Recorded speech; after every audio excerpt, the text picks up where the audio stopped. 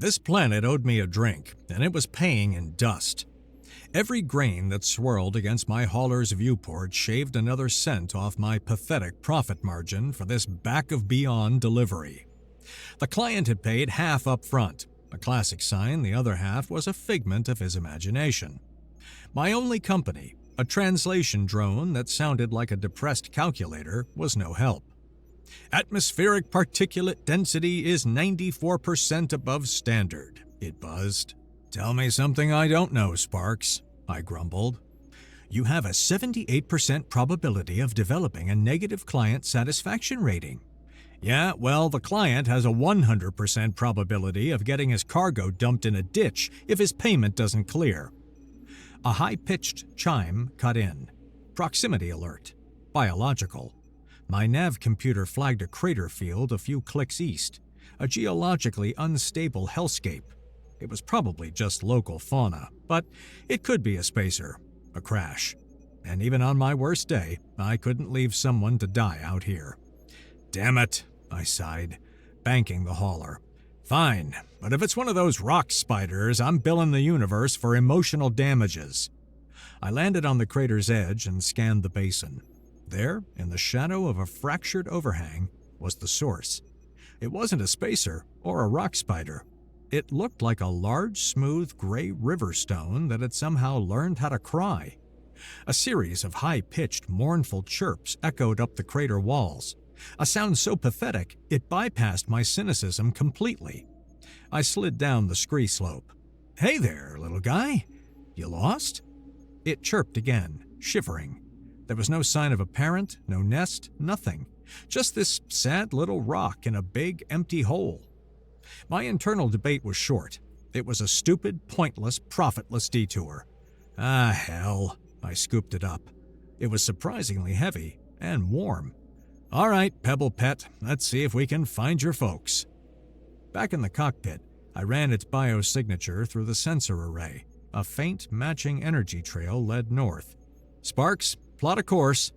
Course plotted, the drone said. Destination unknown. Probability of mission success low.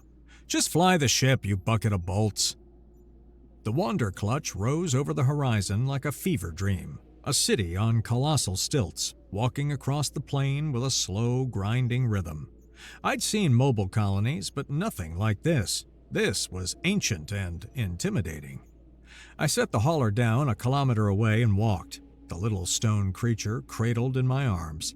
It had started to hum a low-pitched thrum against my chest. As I approached, figures detached themselves from the shadows. They were tall, slender, with skin like cracked, sun-baked mud. Warriors. They had carved spears and formed a silent, enclosing circle around me. I stopped, my heart tap-dancing against my ribs. Easy now, I said, holding up my free hand. I come in peace, mostly. I held out the chirping creature. I think this belongs to you. The circle parted. An ancient one emerged, so old his earthen skin was fissured like a map. He moved with a fragile grace, leaning on a staff that seemed to grow from his hand. This was the elder warden. His eyes fixed on the small creature, then lifted to my face. They widened. It wasn't anger or suspicion. It was awe. He fell to his knees with a soft thud. He spoke a single line in a language of gravel and wind, then gestured. 2 guards strode into the main structure and returned carrying a spear. Its shaft was polished petrified wood, its tip a shard of obsidian. They carried it like a holy relic. The elder warden took the spear, his frail hands trembling. He rose, shuffled forward, and presented it to me, hilt first. I stared at it, then at him. Thanks, but I've already got a thing. Before I could refuse, a sound like thunder cracked across the plain. Every warrior slammed the butt of their spear into the ground in deafening unison. Then, as one, they bowed. I looked at the weapon in my hands, then at the kneeling elder, then at the sea of bowed heads. Sparks, I whispered into my comm. What the hell is going on? Inside the main structure, the air smelled of petrichor and old stone. The elder Warren sat opposite me, speaking in his rumbling tongue. Sparks, on my shoulder, translated. "The prophecy of the unburdened heart is fulfilled," the drone said. "A sprout was lost to the proving grounds. It was foretold that a hand unburdened by our laws would return it. This selfless act proves a heart worthy of healing. You are the clutch warden." I held up my hands. "Whoa, hold on, big mistake." I pointed at my chest. "Wrong guy. I'm not a leader. I'm a delivery driver."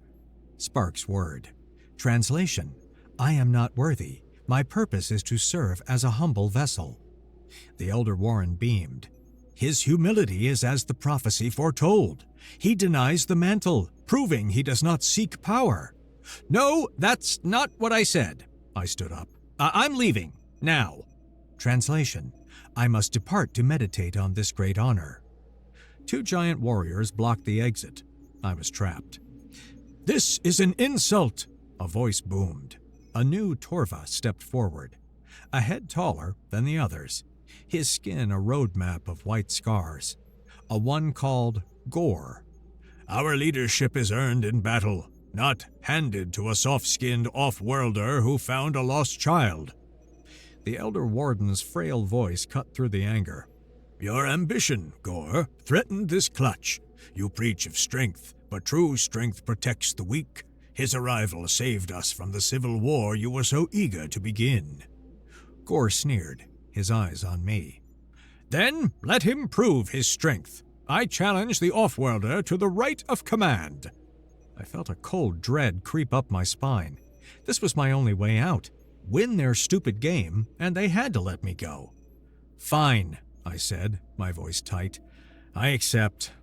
Sparks buzzed. Translation: "I embrace this trial to validate the will of the prophecy." Gore grinned, a terrifying sight. "So be it." Later, in a chapter they'd given me, I stared at a map of the challenge area, a maze of canyons leading to a central mesa. The objective was simple: capture the banner on the mesa. My forces against Gore's. I was outnumbered 2-1. Gore would expect a direct assault. Suicide. I pulled up my hauler's data feed and overlaid a geological survey on the map. I traced the fault lines, the stress fractures. Then I saw it. A narrow side canyon marked on the Torva map with a symbol of ill omen. The Canyon of Broken Oaths. Taboo ground. My mind raced. A seismic fault ran parallel to the main canyon Gore would use, and right above its entrance, a massive, precariously balanced rock formation. A keystone. I ran the calculations. I may not have been a warrior, but I still passed my engineering exams. The rite began at dawn.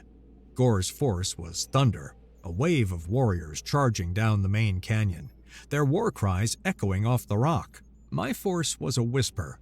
I led my smaller band through the shadowed canyon of broken oaths. My Torva followed, their unease palpable, but their faith in the prophecy overriding their superstition. We reached a ledge overlooking the entrance to the main canyon just as Gore's vanguard passed below. They found the canyon empty. Confused shouts rose from below. I positioned my hauler, its landing struts groaning on the uneven rock. I aimed its industrial sonic drill at the keystone. "Sparks, full power. Target frequency 22.7 Hertz.